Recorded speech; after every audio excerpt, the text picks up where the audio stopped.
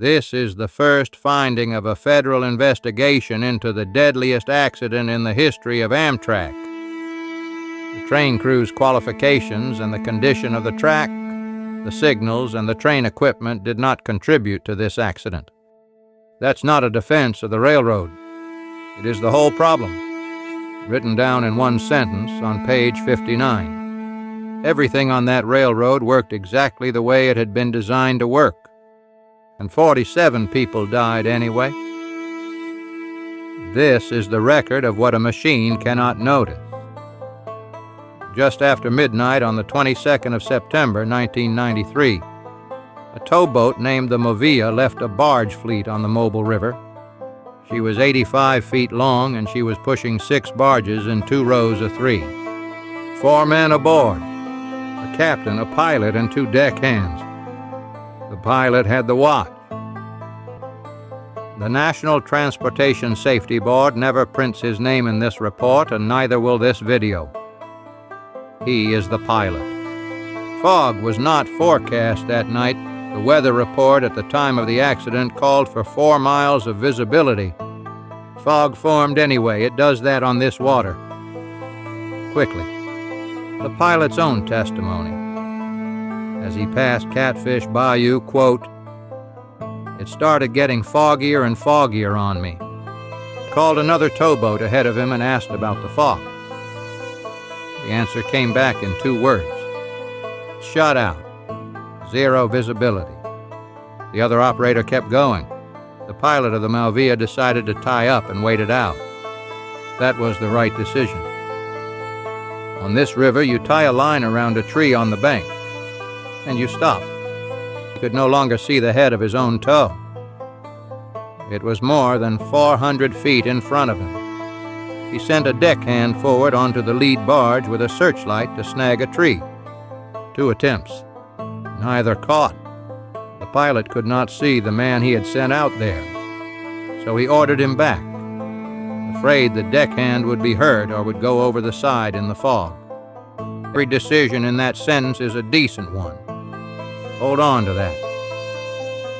While he was looking for that tree, something happened that he noticed and did not understand. His swing meter showed the tow turning to port. 2 banks appeared on the radar screen as the barges straightened out. He had turned out of the Mobile River and into a side channel called the Big Bayou Canot. Here is the geography. The safety board printed it as Figure 2. The bayou leaves the river and runs west, and it is a natural channel, and it looks like a river. The Coast Guard would put this in writing 2 months later. There are few natural landmarks that allow mariners to visually distinguish between this waterway and the Mobile River. And vessels transiting the Mobile River may enter Big Bayou Canot in error. It is the Coast Guard in November of 1993, describing a hazard it had not marked. No warning sign, no waterway marking, no aid to navigation of any kind in that bayou. The pilot's own words. At no time did he see the intersection visually or by radar. He believed he was still on the river heading for a cutoff where he knew there was a tree. Then an object appeared on his radar lying straight across the water in front of him. He assumed it was another towboat with barges that had swung out from the bank. He never considered that it might be anything else. He decided to tie up alongside it. It was a railroad bridge. A single-track bridge belonging to CSX Transportation with a vertical clearance of about 7 feet above the water. This is the last photograph taken of it. A routine inspection before. He kept glancing at the radar. He testified he did not know what scale it was set to. He idled forward at 1 or 2 knots. He tried the radio twice. He shone his lights at it. Then he put the throttles in reverse and gave the safety board the sentence this entire episode turns on. I was still trying to figure out what was in front of me, and I never could. He felt a bump. He thought he had run aground. The deckhand felt it too, sitting in the galley, and noted the time, 2:45 in the morning. 2 of the lead barges struck the piers. The center barge, which stuck out about 5 feet further ahead, struck the girder between them. displaced the south end of that girder span 38 inches to the west. The girder now stuck out into the space that trains travel through. Nobody on the towboat knew a bridge had been hit. The captain woke up from the bump and came to the wheelhouse. The pilot told him where he thought they were. Somewhere between 12 Mile Island and 13 Mile Marsh, in that neighborhood. He was in neither. Barges had broken loose. Trying to recover them, the Mauvilla backed into the east bank of the bayou and stuck there. She stayed pinned against that bank for about 8 minutes. This is the entire margin.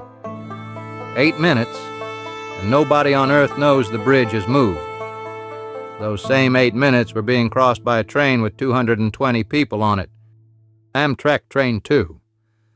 The Sunset Limited, Los Angeles to Miami. She had left New Orleans 34 minutes late, held up for repairs to an air conditioner and a toilet. She stopped at Mobile at 2:30 in the morning. The conductor helped people off and on. She left Mobile at 2:33 with 202 passengers aboard.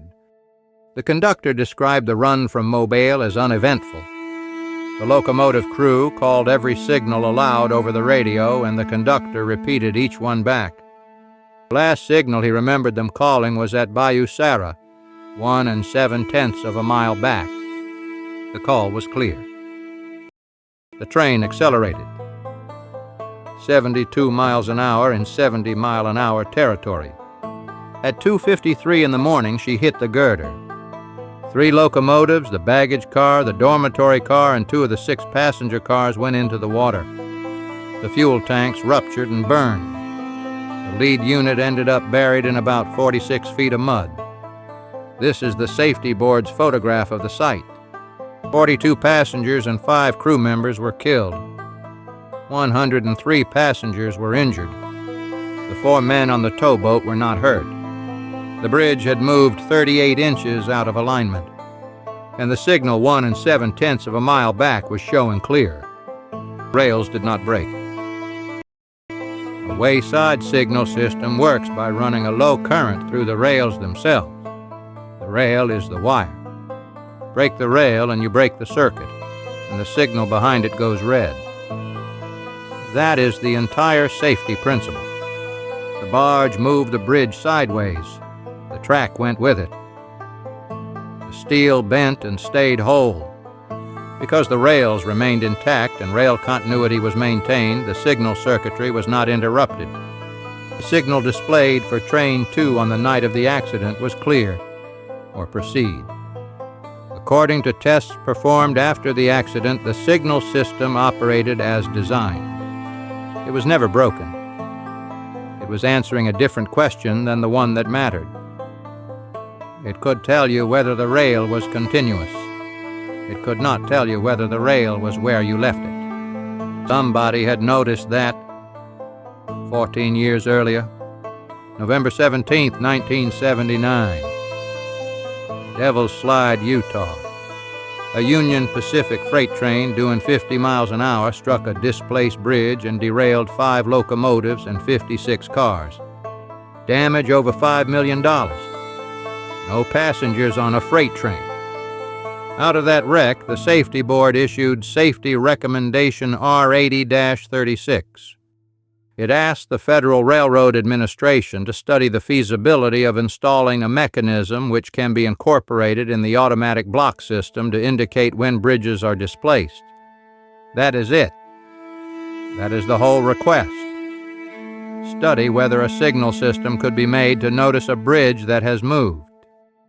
The FRA answered on the 6th of May, 1981. 98,000 route miles of track sat inside signal territory in the continental United States. Those route miles contain some 85,000 bridges. Installing displacement detection on every one of them would cost about $850 million, plus $85 million a year to maintain. Of the 41,627 railroad accidents between 1976 and 1979, only 20 were caused by displaced bridges or bridges that failed under load. Of those 20, 4 resulted from misalignments that the device would have caught. The FRA weighed the cost against the number of accidents and concluded that projected costs far outweighed the benefits. That is a defensible calculation. It is also the only calculation anybody ran. The Safety Board wrote back in August of 1981 and questioned the arithmetic. $10,000 to install one and $1,000 a year to maintain it struck the board as excessive. So the board asked the FRA for a copy of its analysis. The FRA did not respond to the Safety Board's request. 3 years later, the agency reported it had looked at 1980 through 82 and found 6 bridge accidents, none of them detectable by a device. On the 25th of February, 1985, the Safety Board closed the recommendation. Closed. Acceptable action. The board asked the FRA to revisit it periodically as signal technology improved.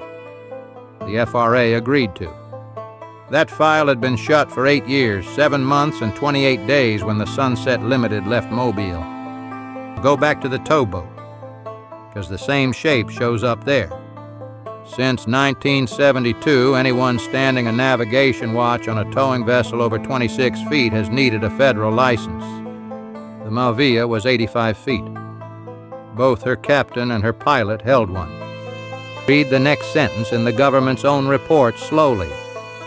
The licensing regulations recognize the limited formal educational background of many towboat operators by reducing the scope of knowledge required to obtain a license.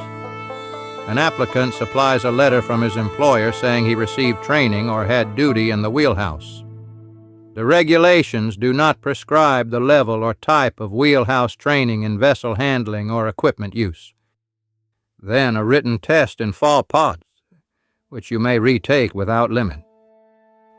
6.4% in 1989, 26 of 283 candidates.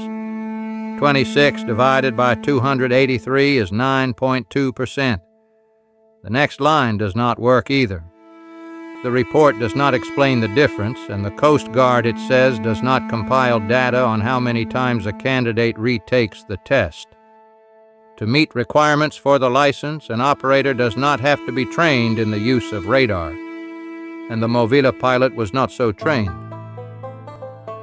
Radar training was required for men work in the ocean, not for the man in the fog on the river. He learned it the way almost all of them learned it, on the job from another man with no examination at the end. There were 2 other things on that towboat that would have told him where he was. The first is a chart. The Mauvilla had none. She was not required to carry one. Equipment rules for uninspected towing vessels cover life preservers, fire extinguishers, cooking, and heating. They do not cover navigation equipment at all. The pilot had his own set of charts once. He told the board what happened to them. I used to carry my chart with me all the time. I had it about a month, I guess, and I started leaving it at home. Once you know the river, you don't have to have it. Nobody requires you to have a chart because you don't navigate by the chart. His employer's general manager confirmed it in testimony.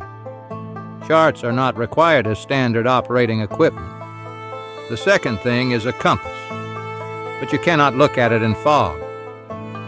And the Safety Board did the one piece of arithmetic that nobody had done. The difference in compass headings between the Mobile River and the Big Bayou Canot is about 95 degrees. 95 degrees. A quarter turn near enough. On any compass on Earth, that is not a subtle reading. The board had already asked the Coast Guard to require compasses on towboats 9 months before this wreck, after a different accident. At 2:56, the assistant conductor put out a mayday on the railroad radio. He said he thought he was at the Mobile River Bridge. He was 3.2 miles from it. A yard in Mobile heard him and called the dispatcher in Jacksonville, Florida at 2:57, and somebody went to call the Coast Guard. The telephone number for the Coast Guard in the mobile telephone directory was incorrect. 2 separate people tried it. Both failed. Somebody had to go through the operator.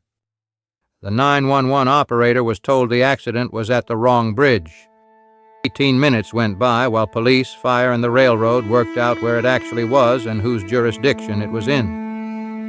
The Mobile Fire Department's map did not even show the Big Bayou Canot, due to an omission during photocopying.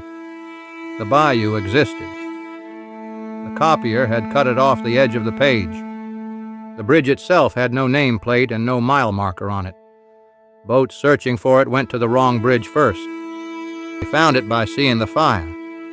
The men who hit it did not learn where they were until 3:55 in the morning. In the water in the dark, people were getting out of 2 submerged double-decker cars. Once the cars went under, the emergency lighting stopped working.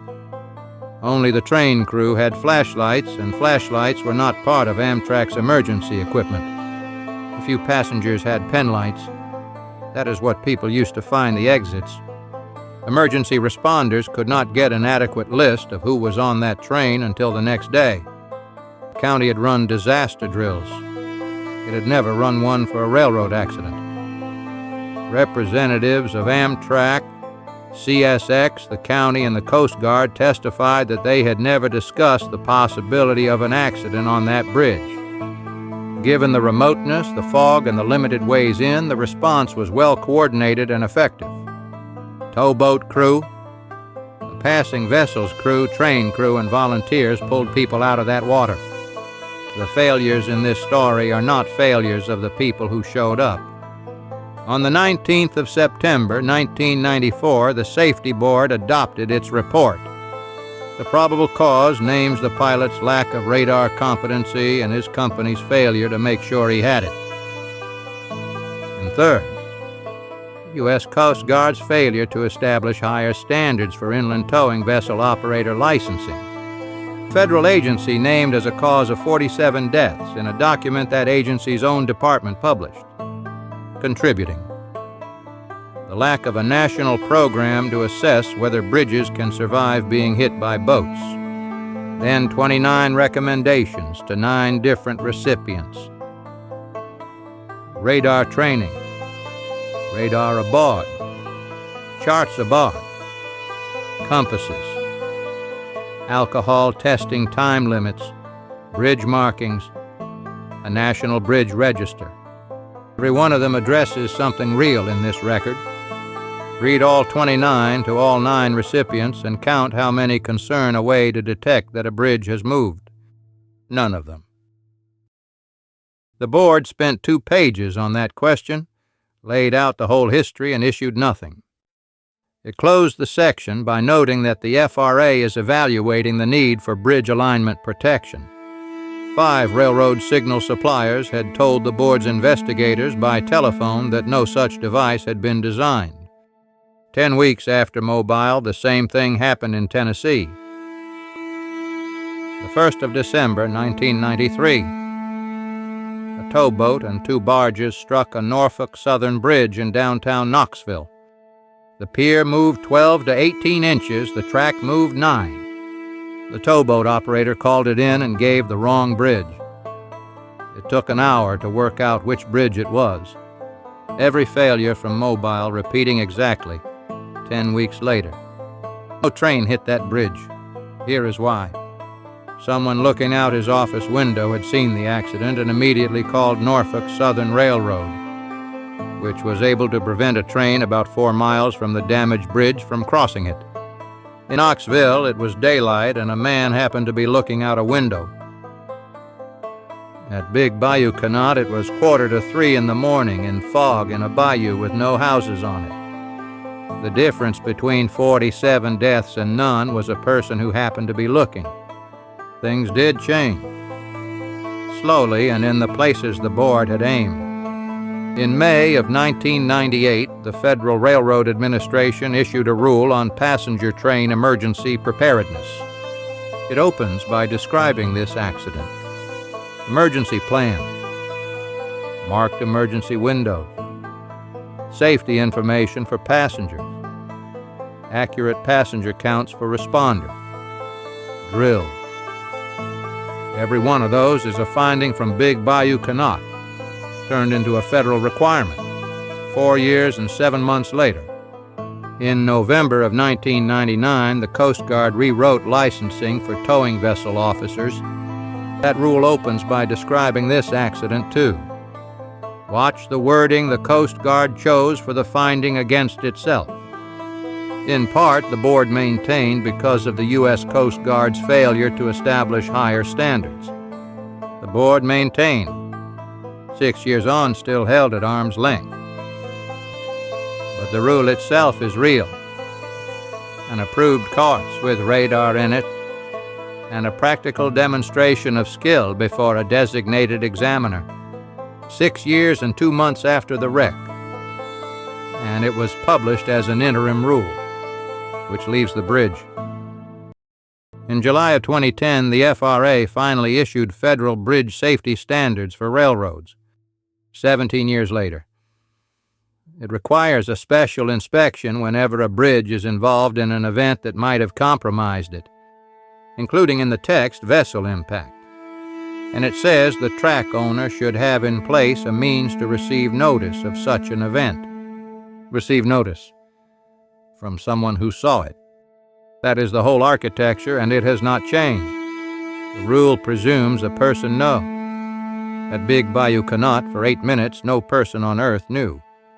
Not the dispatcher in Jacksonville, not the railroad, not the Coast Guard. Not the crew of the Sunset Limited calling a clear signal aloud and repeating it back to each other over the radio. Not even the man who hit it, standing in the wheelhouse 400 feet away, still trying to figure out what was in front of him. In 1981, somebody priced the machine that would have known. $850 million. The number was probably right. The file was closed in good faith. Nobody in it did anything wrong. That is what makes it worth showing you. This is what a system looks like when every part of it is working.